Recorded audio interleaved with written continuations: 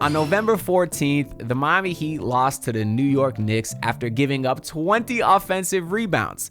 In the Amazon Prime postgame show, Udonis Haslem revealed that he texted Kel'el Ware after the game, basically saying that he needed to do better.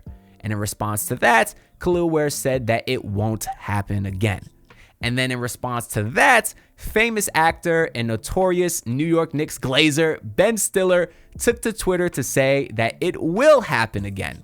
Well, what happened, Benny boy? Did it happen again? It's taken down by Kel'el Ware, and he rolls it in. Squeezing it up in traffic, and Kel'el. So lenient giving up offensive boards. Ware with a deflection, gets it back for Powell. Ware a corner three. Kaboom! McBride driving in, blocked by Ware. And off the back of the rim, tipped up by Ware and in. You guys are really little. Don't take that the wrong way. I'm just saying you're miniatures. Silence! 13th rebound for Ware. Ware on the loose ball pickup, muscles up, puts it up and in. Spinner.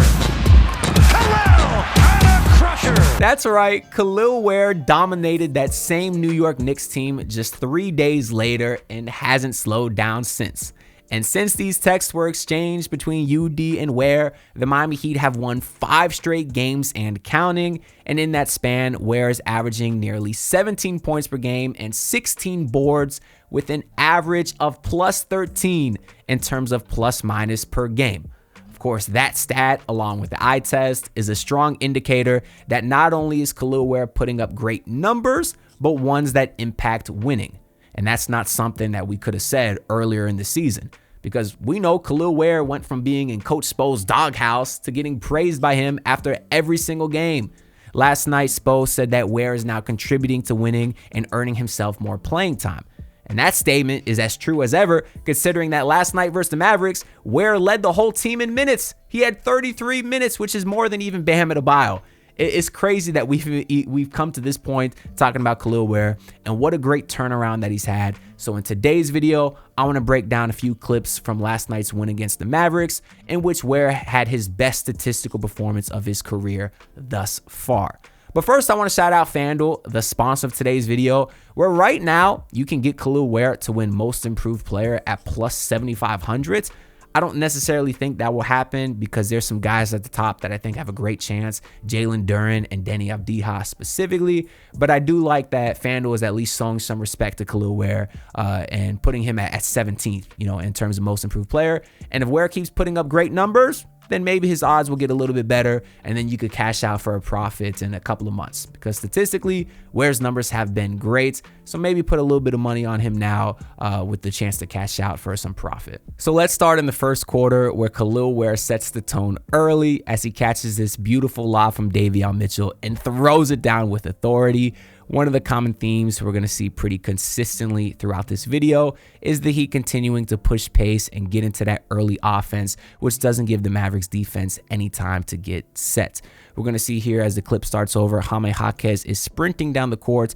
There's only 5 seconds taken off the shot clock, so the Heat are pushing pace pretty quickly. The Mavericks defense can't get set. As you see Max Christie, he's pointing to Moussa Cisse, he's pointing to Najee Marshall, he's telling someone to pick up ball. They have no time to do it, which is going to allow Davion Mitchell to get the easiest paint touch he's ever had. Moussa Cisse is going to step it up, so Davion's going to throw it right over the top and throw it so high that the only person who can possibly catch that is Kel'el Ware. And you see Ware catches it here, and then he low-key keeps going higher as he dunks it.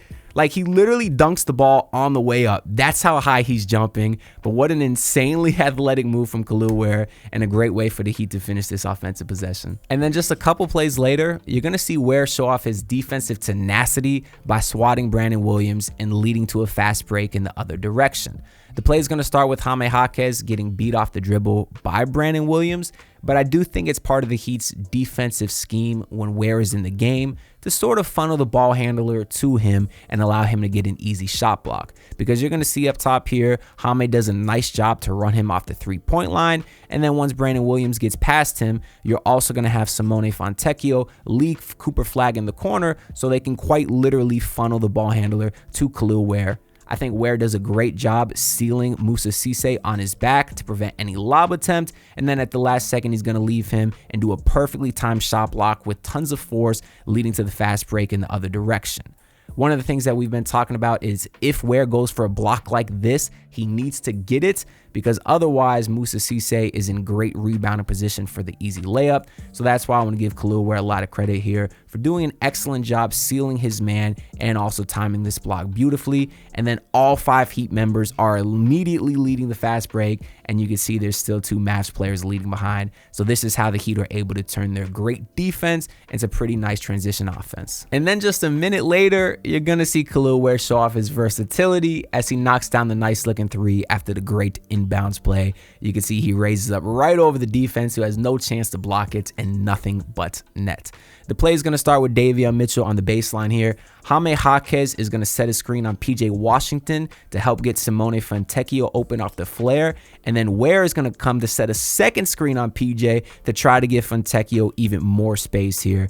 But it's a bit of a soft screen because you're going to see him slip right back out to the 3-point line, leaving him wide open after the catch. So this is great off-ball movement by everyone. This double screen action here causes PJ to take a wide angle here. And because of that, Moussa Cisse is also going to hedge a little bit because Fontecchio is such a lethal shooter. They don't want to leave him any space. So since Fontecchio sees both guys keyed in on him, he does this great looking hook pass.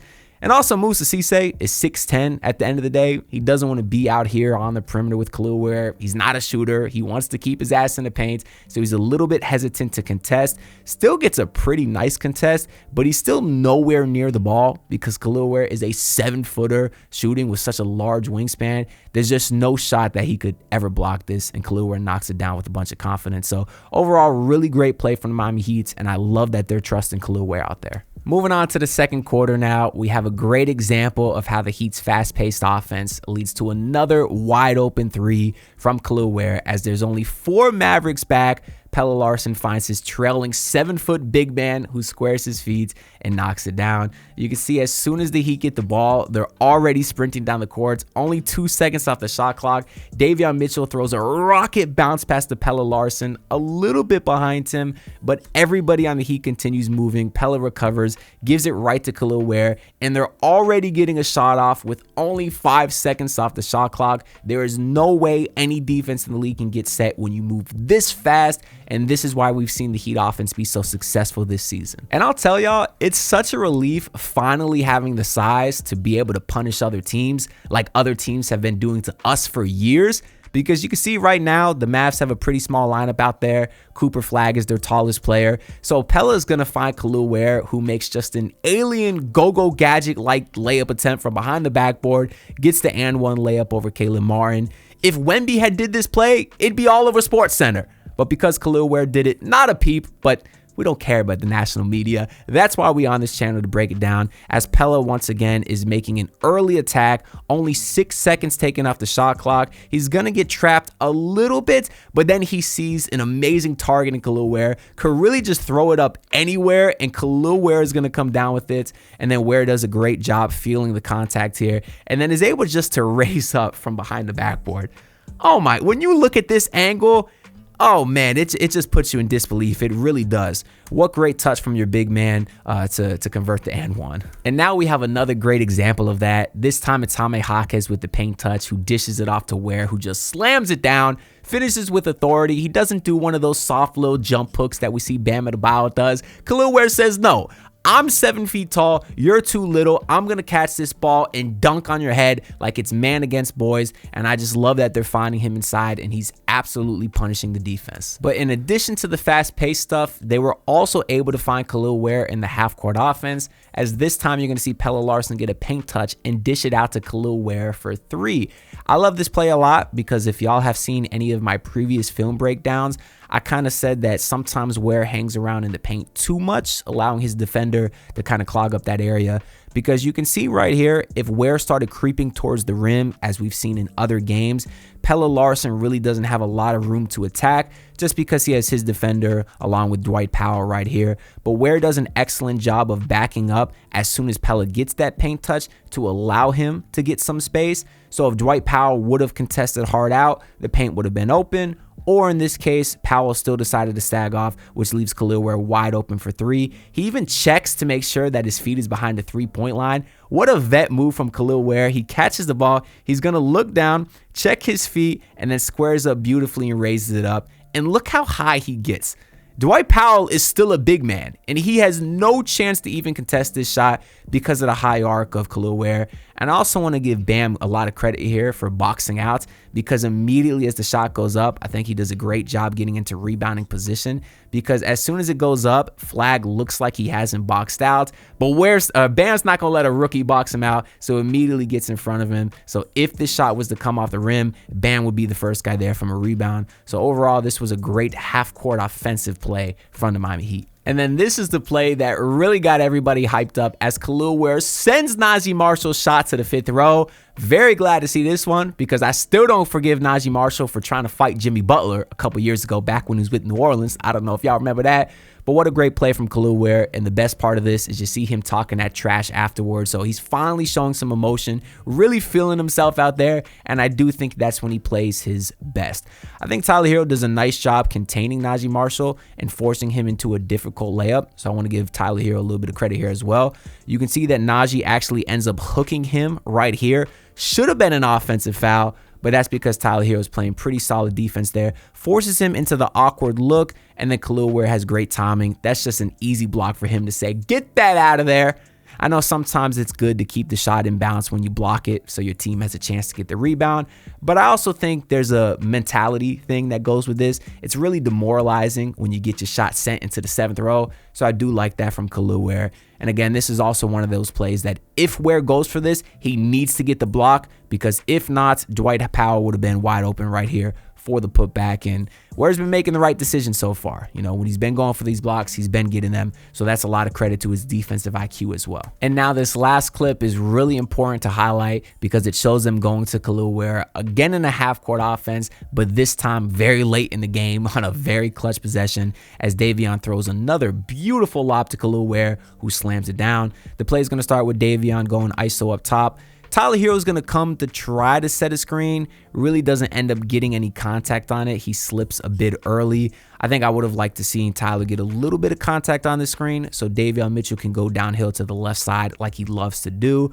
But he still is able to get the ball here on Ryan Nembhard, who's a little bit of a smaller defender.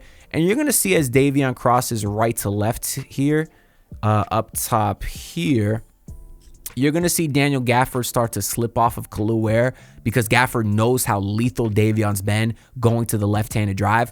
How many times we've seen Davion do that left-hand scoop off the hard drive? We see it time and time again. So because Davion's a threat on the drive, Gafford's going to kind of stay up a little bit, and when Ware sees that, well, he's just going to roll back door. Davion Mitchell's going to use his speed to get that near paint touch, and look at the timing of this. He throws this lob off his right foot with one hand as Ware is also still out of the paint. Just the timing that these two have is incredible. I think the timing aspect of this has become really underrated, because obviously the accuracy of this pass is insane, because he puts it right where nobody but Kel'el Ware can get it. But also the timing between these two players is incredible. And I think a lot of this play started because not only has Davion proven to be a lethal scorer off the drive, so Gafford has to hedge a little bit off of Ware, but also because Ware has a high offensive IQ as well, that he's able to recognize this and move without the ball, cutting at the perfect time, allowing him to get this huge slam. But that's all I got to say for this film breakdown. Let me know in the comments below, do you think Kel'el Ware should still be in the starting lineup once Norman Powell and Andrew Wiggins return? It'll be very interesting to see what Coach Spo does. I personally would continue to start Ware, because I think he has a great dynamic with Bam in that lineup. But that's all I got to say for this video. The Heat do take on the Milwaukee Bucks tomorrow for the final regular season NBA Cup group play, whatever you want to call it. And on FanDuel right now, you can actually get the Heat to win Group C at +170. And I think the Heat have a nice chance to do it. So I may throw a little bit of bread on that.